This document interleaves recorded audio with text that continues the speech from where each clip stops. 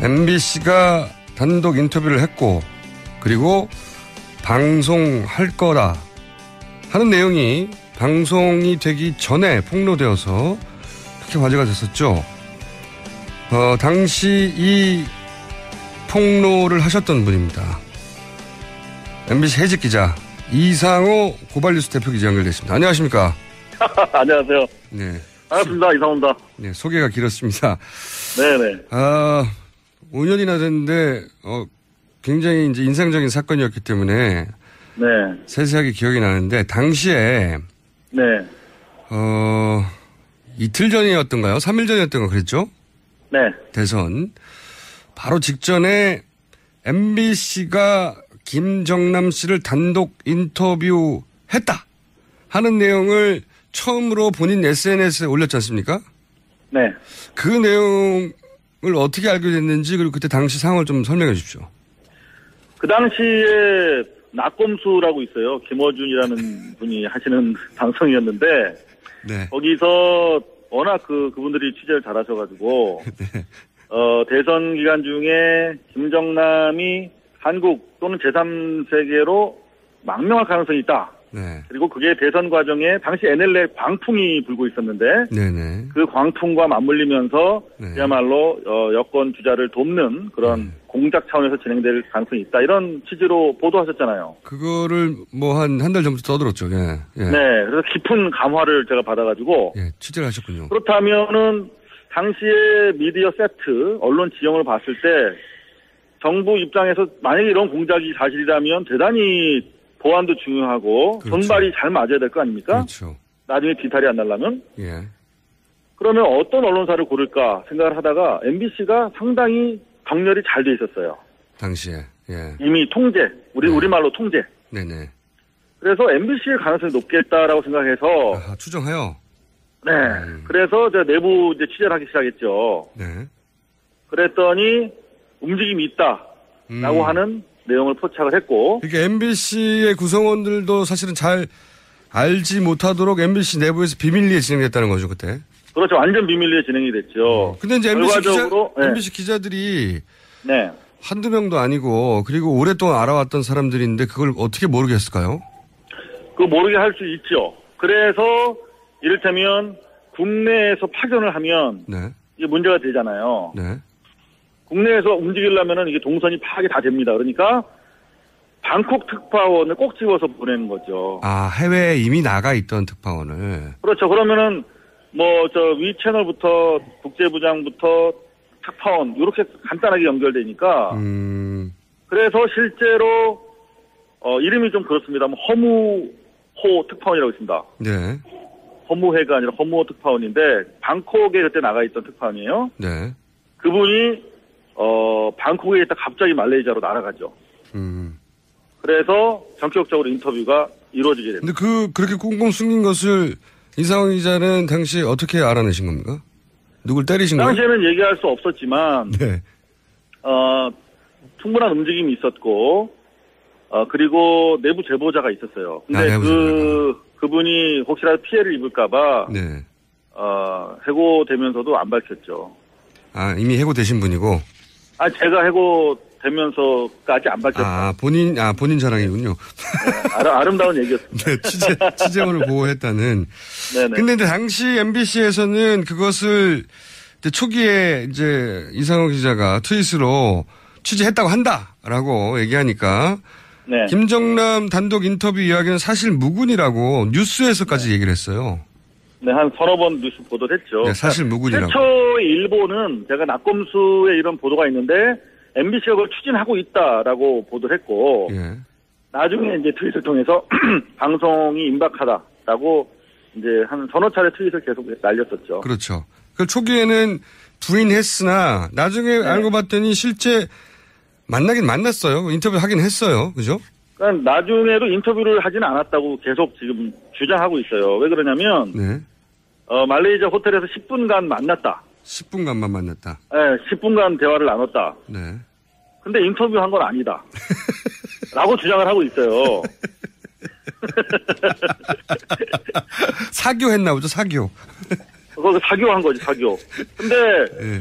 제가 내부적으로 확인한 결과, 네.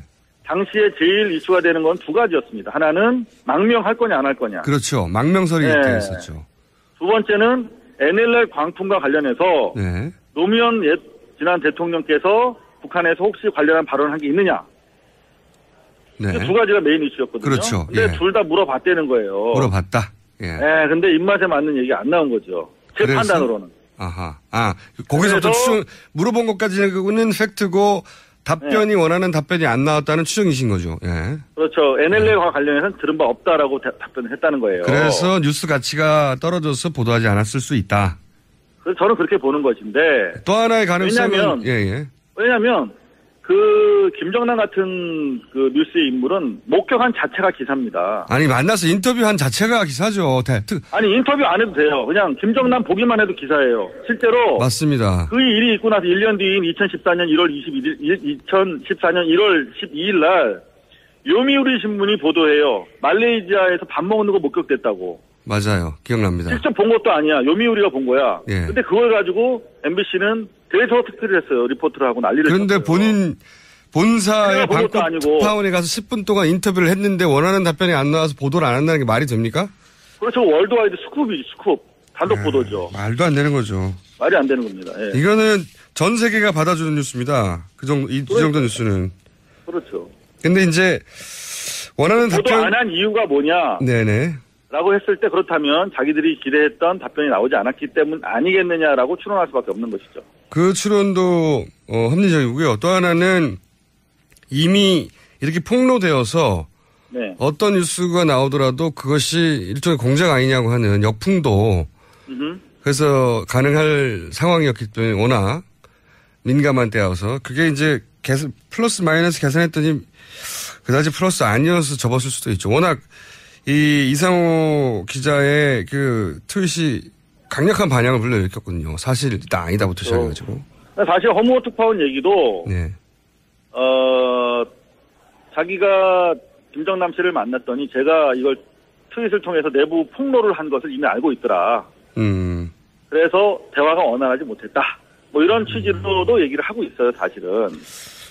뭐 결과에 맞춰서 말을 그럼에도 불구하고, 네네. 그럼에도 불구하고 보도를 했었어야 되는 것이죠. 만났다. 그러한 취지로 인터뷰를 했다면. 그렇죠. 만났다는 자체로 뉴스고요. 원하는 답변이 안 나왔어도 그렇게 답변했다는 자체가 어마어마한 뉴스니까. 그럼요. 그러면 원하는 답변이 안 나와서 보도를 안 했다면 원하는 답변이었으면 보도를 했을 테니까 원하는 답변이라는 건 정치적으로 굉장히 편향된 자기들에게 유리한 뉴스였으면 했을 거라는 거잖아요. 그렇죠? 그렇죠. 제가 당시에 그걸 내부 고발한 이유는 이게 공영방송이라는 게 어느 쪽을 편들어서는 안 되는 거 아니겠습니까? 네. 그야말로 공정하게 보도를 해야 될 것인데 당시에 NLL 보도라는 것은 이미 광풍 수준의 아무런 근거도 없이 그야말로 말을 낳고 그야말로 선거 분위기를 한쪽으로 몰아가는 분위기였는데 그것과 관련해서 김정남이라고 하는 북한 카드를 쓴다는 자체가 대단히 저는 불공정하다고 생각했기 때문에 내부 고발한 거거든요. 자, 당시 이런 얘기 됐습니다. MBC를 낙점해서 김정남 인터뷰를 추진한 주체는 배우는 국정원이다 주장했는데 어떤 근거에서 그런 말씀을 하긴 뭐 이런 걸 추진하려면 이 정도 정보기관이어야 가능할 건 하지만 어떤 근거에서. 취재를 안 해보신 분들은 모를 거예요. 지금 허무호 특파원은 현재 MBC에서 가장 중요한 직책 중에 하나인 사회부장을 맡고 계십니다. 네. 그런데 그분이 뭐 썩 훌륭한 취재기자는 아니에요. 근데 방콕에서 말레이시아로 넘어가서 개인적인 의견이죠. 네, 정도면, 그건. 네.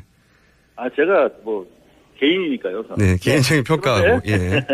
그런데 제가 물어봤어요. 저는 해고를 당해도 좋다. 예. 근데 여하튼 이제 복직이 돼서 왔지 않습니까? 네.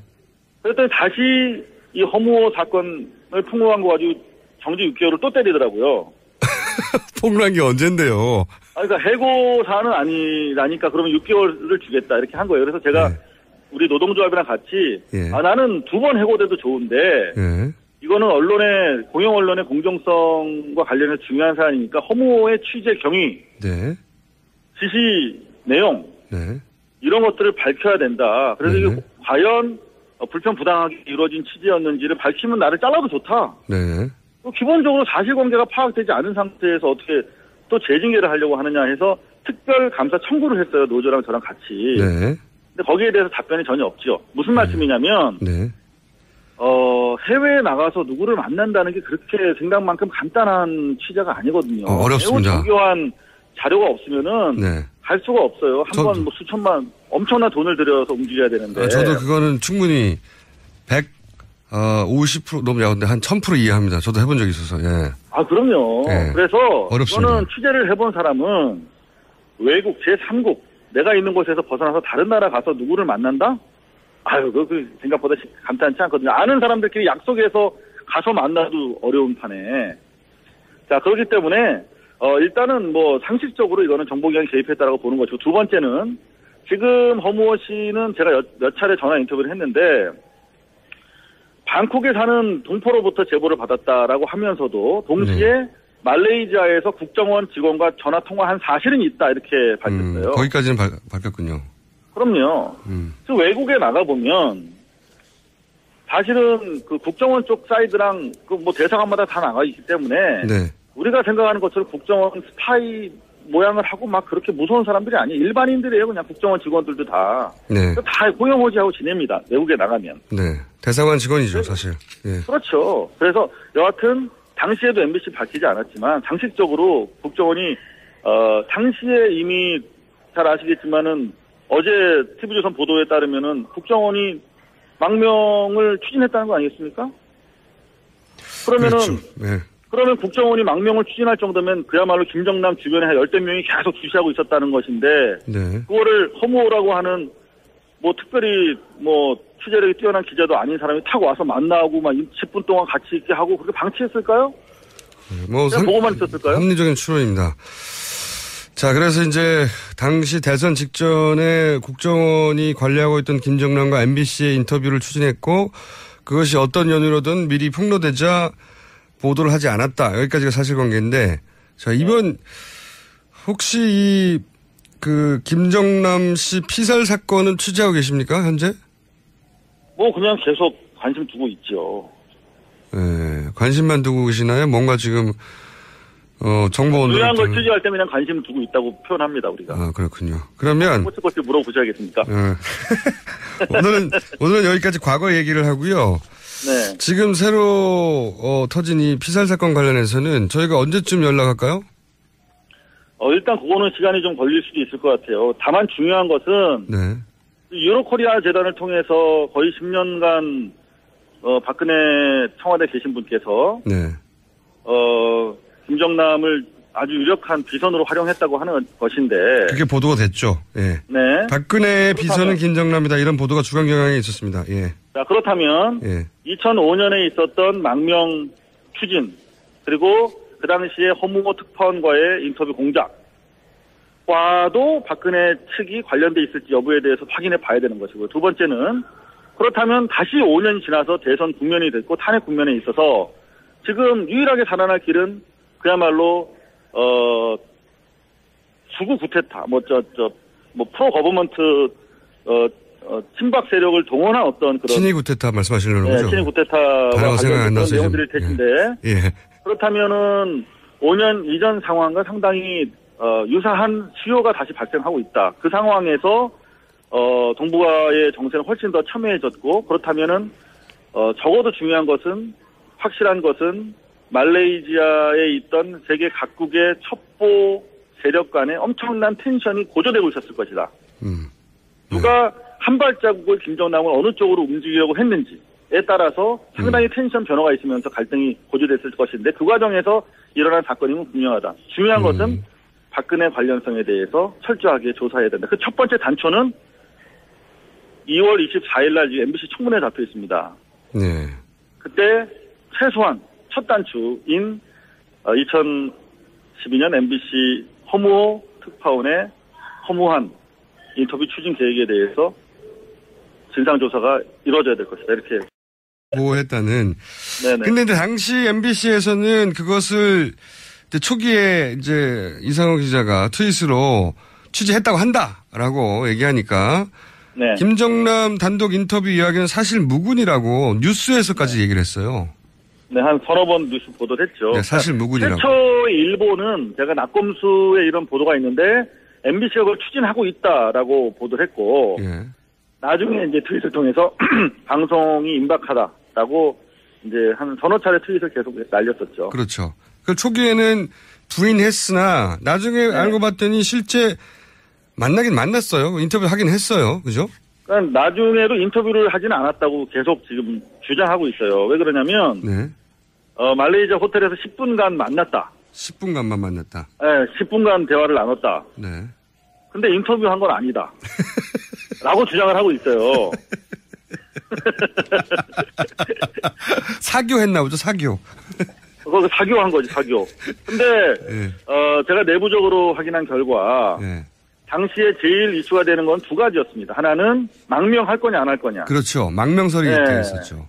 두 번째는 NLL 광풍과 관련해서, 네. 노무현 사람들인데 그걸 어떻게 모르겠을까요? 그거 모르게 할 수 있죠. 그래서, 이를테면, 국내에서 파견을 하면, 네. 이게 문제가 되잖아요. 네. 국내에서 움직이려면은 이게 동선이 파악이 다 됩니다. 그러니까 방콕 특파원을 꼭 집어서 보내는 거죠. 아, 해외에 이미 나가 있던 특파원을. 그렇죠. 그러면은 뭐 저 위 채널부터 국제부장부터 특파원 이렇게 간단하게 연결되니까. 그래서 실제로 이름이 좀 그렇습니다. 허무호 특파원이라고 있습니다. 네. 허무회가 아니라 허무호 특파원인데 방콕에 그때 나가 있던 특파원이에요. 네. 그분이 방콕에 있다 갑자기 말레이시아로 날아가죠. 그래서 전격적으로 인터뷰가 이루어지게 됩니다. 근데 그렇게 꽁꽁 숨긴 것을 이상훈 기자는 당시 어떻게 알아내신 겁니까? 누굴 때리신 거예요? 당시에는 얘기할 수 없었지만, 네. 충분한 움직임이 있었고, 그리고 내부 제보자가 있었어요. 근데 그분이 혹시라도 피해를 입을까봐, 네. 해고되면서도 안 밝혔죠. 아, 이미 해고되신 분이고? 제가 해고되면서까지 안 밝혔어요. 본인 자랑이군요. 네, 아름다운 얘기였습니다. 네, 취재원을. MBC가 단독 인터뷰를 했고, 그리고 방송할 거다 하는 내용이 방송이 되기 전에 폭로되어서 그렇게 화제가 됐었죠. 당시 이 폭로를 하셨던 분입니다. MBC 해직 기자 이상호 고발뉴스 대표 기자 연결됐습니다. 안녕하십니까? 안녕하세요. 네. 반갑습니다. 이상호입니다. 네, 소개가 길었습니다. 네네. 5년이나 됐는데 굉장히 이제 인상적인 사건이었기 때문에 네. 세세하게 기억이 나는데 당시에 네. 이틀 전이었던가요? 3일 전이었던가 그랬죠? 네. 대선 바로 직전에 MBC가 김정남 씨를 단독 인터뷰했다 하는 내용을 처음으로 본인 SNS에 올렸지 않습니까? 네. 그 내용을 어떻게 알게 됐는지 그리고 그때 당시 상황을 좀 설명해 주십시오. 그 당시에 낙검수라고 있어요. 김어준이라는 분이 하시는 방송이었는데 네. 거기서 워낙 그분들이 취재를 잘하셔가지고 네. 지난 대통령께서 북한에서 혹시 관련한 발언을 한 게 있느냐. 네. 두 가지가 메인 이슈였거든요. 그렇죠. 근데 예. 둘 다 물어봤다는 거예요. 물어봤다. 예. 네, 근데 입맛에 맞는 얘기 안 나온 거죠. 제 그래서? 판단으로는. 아하. 거기서부터 추정, 물어본 것까지는 팩트고 답변이 원하는 답변이 안 나왔다는 추정이신 거죠. 예. 그렇죠. NLL과 관련해서는 들은 바 없다라고 답변을 했다는 거예요. 그래서 뉴스 가치가 떨어져서 보도하지 않았을 수 있다. 그래서 저는 그렇게 보는 것인데. 또 하나의 가능성은 왜냐면 그 김정남 같은 그 뉴스의 인물은 목격한 자체가 기사입니다. 아니 만나서 인터뷰한 자체가 기사죠. 아니 인터뷰 안 해도 돼요. 그냥 김정남 보기만 해도 기사예요. 실제로 맞습니다. 그 일이 있고 나서 1년 뒤인 2014년 1월 12일 날 요미우리 신문이 보도해요. 말레이시아에서 밥 먹는 거 목격됐다고. 맞아요. 기억납니다. 직접 본 것도 아니야. 요미우리가 본 거야. 예. 근데 그걸 가지고 MBC는 대서 특필을 했어요. 리포트를 하고 난리를 그런데 쳤어요. 본인 본사의 방콕 아니고. 특파원에 가서 10분 동안 인터뷰를 했는데 원하는 답변이 안 나와서 보도를 안 한다는 게 말이 됩니까? 그렇죠. 월드와이드 스쿱이지, 스쿱. 단독 보도죠. 말도 안 되는 거죠. 말이 안 되는 겁니다. 예. 이거는 전 세계가 받아주는 뉴스입니다. 이 정도 뉴스는. 그런 기간 중에 김정남이 한국 또는 제3세계로 망명할 가능성이 있다. 네. 그리고 그게 대선 과정에 당시 NLL 광풍이 불고 있었는데 네네. 그 광풍과 맞물리면서 네. 그야말로 여권 주자를 돕는 그런 공작 차원에서 진행될 가능성이 있다. 이런 취지로 보도하셨잖아요. 그거를 뭐 한 달 전부터 떠들었죠. 예. 예. 네. 그래서 깊은 감화를 제가 받아가지고 예. 취재를 하셨군요. 그렇다면은 당시에 미디어 세트, 언론 지형을 봤을 때 정부 입장에서 만약에 이런 공작이 사실이라면 대단히 보안도 중요하고 그렇죠. 손발이 잘 맞아야 될 거 아닙니까? 그렇죠. 나중에 뒤탈이 안 나려면. 예. 그러면 어떤 언론사를 고를까 생각을 하다가 MBC가 상당히 정렬이 잘 돼 있었어요. 당시에. 예. 이미 통제, 우리말로 통제. 네네. 그래서 MBC의 가능성이 높겠다라고 생각해서 아하, 추정해요. 네. 그래서 제가 내부 이제 취재를 하기 시작했죠. 네. 그랬더니 움직임이 있다라고 하는 내용을 포착을 했고. 이게 MBC의 구성원들도 사실은 잘 알지 못하도록 MBC 내부에서 비밀리에 진행됐다는 거죠, 그때. 그렇죠. 완전 비밀리에 진행이 됐죠. 근데 이제 결과적으로, MBC 기자들이 네. 한두 명도 아니고 그리고 오랫동안 알아왔던